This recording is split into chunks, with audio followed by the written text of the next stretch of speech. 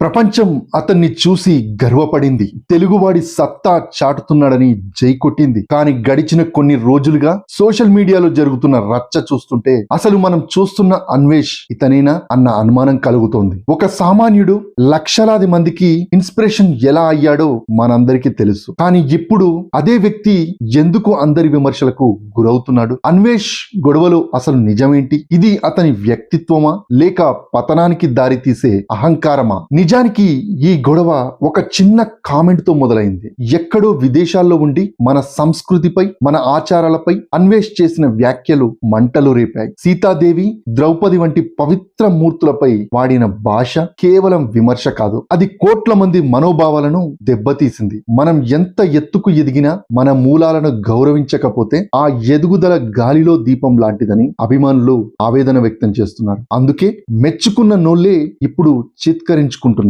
గొడవ అక్కడితో ఆగలేదు. జ్ఞానవృద్ధులైన గరికపాటి నరసింహారావు గారిని, సామాజిక అంశాలపై స్పందించే శివాజీ గారిని ఉద్దేశించి అన్వేష్ చేసిన బండబూతుల ప్రసంగం ఈ వివాదాన్ని నెక్స్ట్ లెవెల్లోకి తీసుకెళ్లింది. విమర్శించే హక్కు ఎవ్వరికైనా ఉంటుంది, కానీ అది సంస్కారవంతంగా ఉండాలి. బూతులు తిడుతూ తానే కరెక్ట్ అని రెచ్చిపోవడం చూస్తుంటే వినయం లేని విద్య, సంస్కారం లేని విజయం నిలబడవని నిరూపితమవుతుంది. ఇదే సమయంలో మరో కోణం బయటపడింది. కొంతమంది తోటి యూట్యూబర్లు బెట్టింగ్ యాప్లను ప్రమోట్ చేస్తున్నారని అన్వేష్ చేసిన ఆరోపణలు సంచలనం సృష్టించాయి. దీనిపై ఐపీఎస్ అధికారి సజ్జనార్ గారు కూడా స్పందించారు. అన్వేష్ చేసిన ఆరోపణలో నిజం ఎంత ఉన్నా అతను అందరినీ ఒకే ఘాటన కట్టడం, అధికారులను సైతం విమర్శించడం చట్టపరమైన ఇబ్బందులకు దారితీసింది. పంజాగుట్ట పోలీస్ స్టేషన్ లో కేసు నమోదవడం, 5 ఏళ్లు జైలు శిక్ష పడే అవకాశం ఉందన్న వార్తలు ఇప్పుడు హాట్ టాపిక్ గా మారాయి.